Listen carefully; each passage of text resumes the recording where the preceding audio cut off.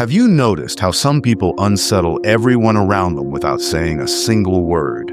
They do not chase every thought. They do not replay every mistake. They simply step back, and suddenly the room changes. The energy shifts. People sense something different.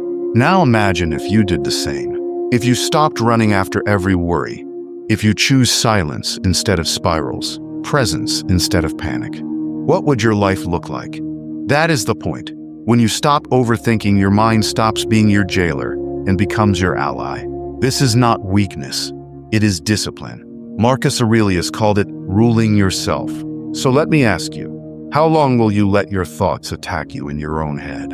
How long will you give away your peace to illusions? Maybe it is time to step back, to watch your thoughts pass like clouds, instead of carrying them as chains. Because when you stop overthinking, everything changes. Overthinking feels like protection. But is it really? Or is it the cage that convinces you are safe, while it slowly wears you down? You lose sleep replaying conversations. You freeze on choices that should not matter. You waste days solving problems that never even happen. This is not wisdom. It is paralysis. Marcus Aurelius saw it clearly. It is not events that break you. It is the meaning you attach to them. The storm itself does not drown you. It is the way you thrash against every wave that finally pulls you under. And when you think about it, how many times has your mind done the same to you? That is why overthinking is not harmless. It is a quiet slavery. You spend your days on trial, judged by your own mind, punished for crimes you never committed. And here is the hardest truth. Most of the things you worry about never happen, and the few that do are never softened by worry, because worry never prepared you. The problem is not the world. It is not even your thoughts. It is how you let them rule you. And as long as they rule you, are not sovereign, you are a servant. So ask yourself this: how much longer will you let your thoughts hold that power? Because if judgment is the real trap, the real question becomes, how do you take that power back? That is where Marcus gives us the key. Here is the principle Marcus lived by. One line that changes everything. You have power over your mind, not outside events. Realize this, and you will find strength. It is not the world that breaks you. It is the way you judge it. Notice how fast it happens. A thought appears, and you treat it as truth. A fear rises, and you prepare for it as if it already happened. A memory surfaces, and you relive it until your body reacts to ghosts. This is why overthinking drains you. Every thought feels urgent. Every thought steals energy. And the more you chase them, the weaker you become. Obey every thought, and you are a prisoner. Step back, and you are sovereign. So ask yourself, who is ruling your life right now? Your mind or you? Because Marcus was right. Freedom does not come from stopping thoughts. It comes from refusing to serve them. And if that is true, then another question follows. Who benefits when you keep serving your own noise? That is what we will uncover next. The real enemy is not stress. It is noise, mental noise that disguises itself as truth. Thoughts that demand attention. Thoughts that insist they must be solved. And notice how the world feeds on this weakness. Social media lives on it. Every scroll delivers comparisons you did not ask for but cannot shake. Every image whispers that you are not enough. Every post becomes a mirror reflecting back inadequacy. News outlets rely on it. Every headline framed to spark fear. Every breaking story presented as urgent, pulling you into loops of replay and speculation that last for hours. Even entertainment feeds it. Shows and ads planting desires you did not know you had, teaching your mind to crave, to want, to compare, to imagine life is incomplete without what they sell. And then there are people, the ones closest to you. One comment tossed carelessly, one silence stretched too long, one look left unexplained, and your mind does the rest, filling the gaps with stories, doubts, suspicions, fears. That is the trap. They do not need to control you directly. They only need to trigger you once, and then your own mind takes over, spinning illusions so powerful that you cannot tell where reality ends and imagination begins. And some know this. Some sense the fragility of your mind and use it with intention. A manager who praises you one day and withholds it the next, not by accident, but to keep you restless, always trying to win it back. A partner who withdraws affection quietly, watching how fast you bend to get it again. A friend who drops subtle comparisons, planting the idea that you are behind, that you should be doing more, that your life is not measuring up.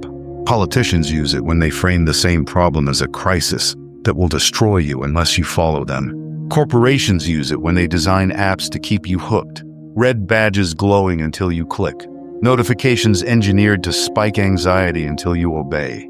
And influencers use it when they show you curated fragments of their lives, letting your own thoughts do the damage, convincing you that what you see is real, that what you have is less.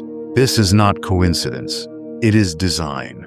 And the illusion that keeps it alive is the belief that every thought must be answered, every fear must be resolved, every doubt must be carried to the end. But it is not true. Marcus warned us clearly. If you are distressed by anything external, the pain is not due to the thing itself, but to your estimate of it. And this you have the power to revoke at any moment. Yet most people never revoke it. They hand over their peace to gossip, to fear, to silence, to a passing look, to a headline that vanishes tomorrow. So ask yourself, how many of your reactions are truly yours? And how many are just chains pulled by someone else? Because here is the truth. You are not attacked by the world. You are attacked by your own mind every second. And unless you learn to step back, you will keep reacting, keep leaking energy, keep fighting battles that were never yours in the first place. That is why the only way forward is to learn the tool that breaks the cycle, the discipline of refusing to serve every thought, the skill of silence that does not come from fear, but from mastery. And once you see that tool, you will never unsee it. The way out is not silence. It is sovereignty.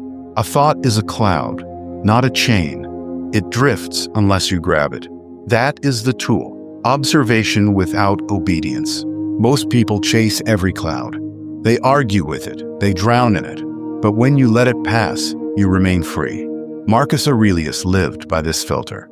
If it is not right, do not do it. If it is not true, do not say it. The same rule applies inside your own head. If it is not true, do not follow it. If it is not useful, do not feed it. And if that is true, then the question becomes this: how do you practice it every day? How do you make sovereignty more than an idea and turn it into a discipline you can live? That is what we uncover next. Principles mean nothing without practice.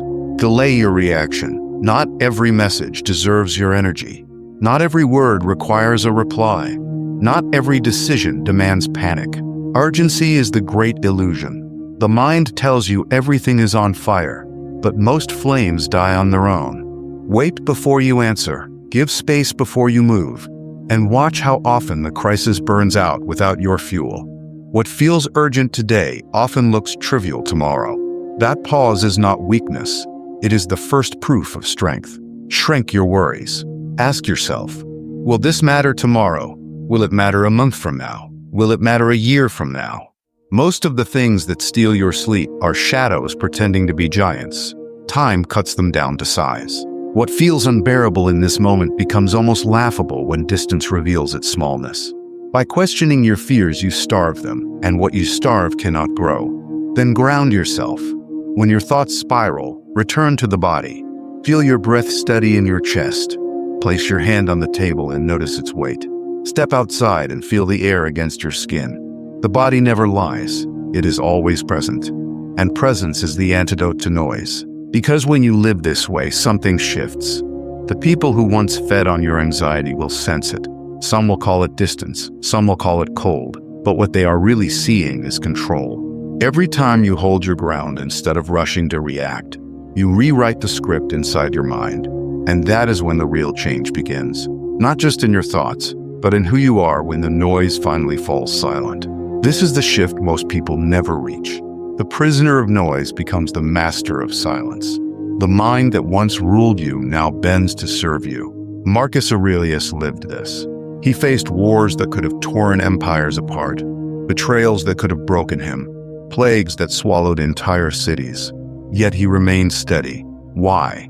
Because he ruled himself first.